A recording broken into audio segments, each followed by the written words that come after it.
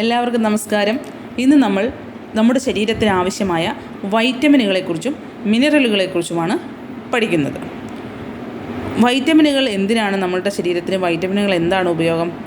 നമ്മുടെ ശരീരത്തിന് രോഗപ്രതിരോധ ശേഷി നേടാനായിട്ടും പലതരം രോഗങ്ങളിൽ നിന്നുള്ള വിമുക്തിക്കായിട്ടുമാണ് വൈറ്റമിനുകൾ അടങ്ങിയിരിക്കുന്ന അല്ലെങ്കിൽ മിനറലുകൾ അടങ്ങിയിരിക്കുന്ന ഭക്ഷണ പദാർത്ഥങ്ങൾ നമ്മൾ കഴിക്കുന്നത്. നമ്മുടെ ശരീരത്തിലേക്ക് ആവശ്യത്തിന് ഈ വൈറ്റമിനുകളും മിനറലുകളും ഇല്ലെങ്കിൽ നമുക്ക് ഒത്തിരി പ്രശ്നങ്ങൾ നമ്മുടെ ശരീരത്തിൽ ഉണ്ടാകും. അപ്പോൾ അങ്ങനെയുള്ള എന്തെല്ലാം രോഗങ്ങളാണ് നമ്മുടെ ഏറ്റവും പ്രധാനപ്പെട്ട വൈറ്റമിനുകളെക്കുറിച്ചും അവയുടെ രോഗങ്ങളെക്കുറിച്ചും അവയുടെ ഡെഫിഷ്യൻസി മൂലമുണ്ടാകുന്ന രോഗങ്ങളെക്കുറിച്ചും അവയുടെ ലക്ഷണങ്ങളെക്കുറിച്ചുമാണ് ഞാൻ ഇന്ന് ഈ വീഡിയോയിലൂടെ പറയുന്നത്. ആദ്യമായി വൈറ്റമിൻ എ കൊണ്ടുണ്ടാകുന്ന ഏറ്റവും പ്രധാനപ്പെട്ട രോഗം എന്ന് പറഞ്ഞാൽ ലോസ് ഓഫ് വിഷനാണ്, കാഴ്ചമങ്ങൽ.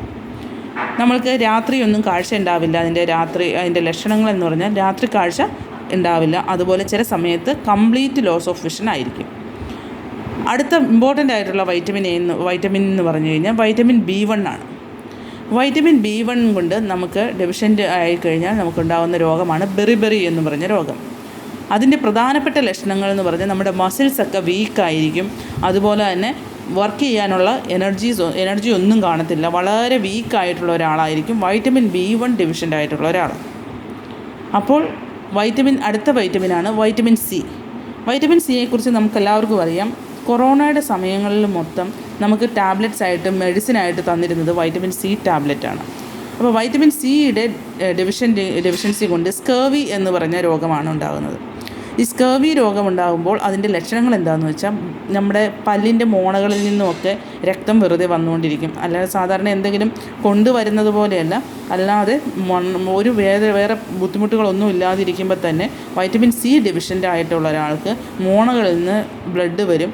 അതുപോലെ തന്നെ നമുക്ക് മുറിവുകൾ എന്തെങ്കിലും സംഭവിച്ചു കഴിഞ്ഞാൽ അത് ഉണങ്ങുവാനായിട്ട് അത് ഹീൽ ചെയ്യാനായിട്ട് താമസമെടുക്കും. അപ്പോൾ വൈറ്റമിൻ സിയുടെ ഡെഫിഷ്യൻസി കൊണ്ട് സ്കർവി എന്ന് പറഞ്ഞ രോഗമുണ്ടാവും. നമ്മുടെ ഗംസ് എല്ലാം ബ്ലീഡ് ചെയ്യും. ഇതെല്ലാം പ്രൈമറി ആയിട്ടുള്ള രോഗങ്ങളുടെ കാര്യമാണ് ഞാനിപ്പോൾ പറഞ്ഞു പോകുന്നത്. അടുത്ത വെരി ഇമ്പോർട്ടൻ്റ് ആയിട്ടുള്ള വൈറ്റമിനാണ് വൈറ്റമിൻ ഡി എന്ന് പറയുന്നത്. വൈറ്റമിൻ ഡിയുടെ ഡെഫിഷ്യൻസി കൊണ്ട് നമുക്കുണ്ടാകുന്ന ഒരു രോഗമാണ് റിക്കറ്റ്സ് ബാധിച്ച ഒരാളുടെ ലക്ഷണങ്ങൾ എന്ന് പറഞ്ഞാൽ അവരുടെ എല്ലുകളൊക്കെ വളരെ സോഫ്റ്റ് ആയിരിക്കും. പെട്ടെന്ന് ഒടിഞ്ഞു പോവുകയും പൊട്ടിപ്പോവുകയൊക്കെ ചെയ്യുന്ന അല്ലെങ്കിൽ വളഞ്ഞു പോവുകയൊക്കെ ചെയ്യുന്ന രീതിയിലുള്ള ഇതായിരിക്കും വൈറ്റമിൻ ഡി ഡെഫിഷ്യൻ്റ് ആയിട്ടുള്ള ഒരാൾക്ക്. അടുത്തത് കാൽഷ്യമാണ്. കാൽഷ്യം ഒരു മിനറലാണ്. കാൽഷ്യത്തിൻ്റെ ഡെഫിഷ്യൻസിയും കൊണ്ട് ബോണും ടൂത്തും ഡീക്കേ ആകും. എന്ന് വെച്ചാൽ ബോൺസ് വീക്കായിരിക്കും. അതുപോലെ പല്ലുകൾ പെട്ടെന്ന് കേടായി പോവുകയും ചെയ്യും. അപ്പോൾ കാൽഷ്യം ഡെഫിഷ്യൻ്റ് ആയിട്ടുള്ള ഒരാളെ സംബന്ധിച്ച് ബോൺസും ടൂത്തും വെരി ഇമ്പോർട്ടൻ്റ് ആണ്. അതിൻ്റെ പ്രശ്നങ്ങളായിരിക്കും കാൽഷ്യം ഡെഫിഷ്യൻ്റ് ആയിട്ടുള്ളവർക്ക് വരിക. അടുത്ത മിനറലാണ് അയഡിൻ്റെ ഡെഫിഷ്യൻസി കൊണ്ട് നമുക്ക് ഗോയിറ്റർ എന്ന് പറഞ്ഞ രോഗമുണ്ടായിരിക്കും. ഈ നെക്കിലെ കഴുത്തിലെ ഒരു ഗ്രന്ഥി വികസിച്ച് സ്വെള്ളൻ ചെയ്യും. അതുപോലെ വികസിക്കും, അതുപോലെ വീർത്തിരിക്കും. അതുപോലെ മെൻ്റൽ എബിലിറ്റി ചിൽഡ്രൻസിലാണെങ്കിൽ, കുട്ടികൾക്കാണെങ്കിൽ മെൻ്റൽ എബിലിറ്റി മാനസികാരോഗ്യം ഭയങ്കര മോശമായിരിക്കും. അതുപോലെ അടുത്ത മിനറലാണ് അയൺ ഡെഫിഷ്യൻസി കൊണ്ട് അനീമിയ എന്ന് പറഞ്ഞ രോഗമാണ് ഉണ്ടാകുന്നത്. അതിൻ്റെ പ്രധാനമായിട്ടുള്ള ലക്ഷണം എന്ന് പറഞ്ഞാൽ എപ്പോഴും ക്ഷീണമായിരിക്കും. അപ്പോൾ ഈ അയൺ ഡെഫിഷ്യൻസി, അതുപോലെ തന്നെ iodine deficiency, calcium deficiency, vitamin D, vitamin C, vitamin B1, vitamin A, ഇതുപോലെയുള്ള ഡെഫിഷ്യൻസികൾ നമ്മൾക്ക് കണ്ടുപിടിക്കുന്നത് എങ്ങനെയാണെന്ന് വെച്ചാൽ നമ്മൾ ഒരു ലാബിൽ ചെന്ന് ബ്ലഡ് ചെക്ക് ചെയ്താൽ മതിയാകും. അതിനുശേഷം ഒരു ഡോക്ടറെ കൊണ്ടുപോയി കാണിച്ചു കഴിഞ്ഞാൽ നമുക്കിതിൻ്റെ എല്ലാം മെഡിസിൻ അവൈലബിളാണ്. നമ്മുടെ സപ്ലിമെൻറ്റ്സ് അവൈലബിളാണ്. അല്ലെങ്കിൽ നമ്മൾ ഫുഡിലൂടെ അത് മേക്കപ്പ് ചെയ്ത് കൊണ്ടുവരാൻ നോക്കണം. ഇതിൽ വെരി ഇമ്പോർട്ടൻറ്റ് ആൻഡ് നമുക്ക് പെട്ടെന്ന് അറിയാനും പറ്റാത്ത ഒരു ഇമ്പോർട്ടൻ്റ് ആയിട്ടുള്ള എൻ്റെ അഭിപ്രായത്തിൽ അത് കുറഞ്ഞു കഴിഞ്ഞാൽ നമുക്ക് പെട്ടെന്ന് ഐഡൻറ്റിഫൈ ചെയ്യാൻ പറ്റാത്ത ഒരു വൈറ്റമിൻ എന്ന് പറഞ്ഞാൽ വൈറ്റമിൻ ഡി ആണ്.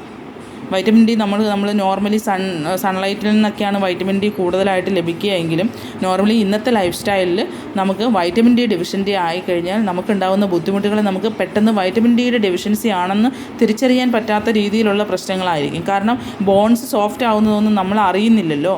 അപ്പോൾ നമുക്കതൊരു ബ്ലഡ് ചെക്കിലൂടെ മാത്രമേ അറിയാൻ പറ്റൂ.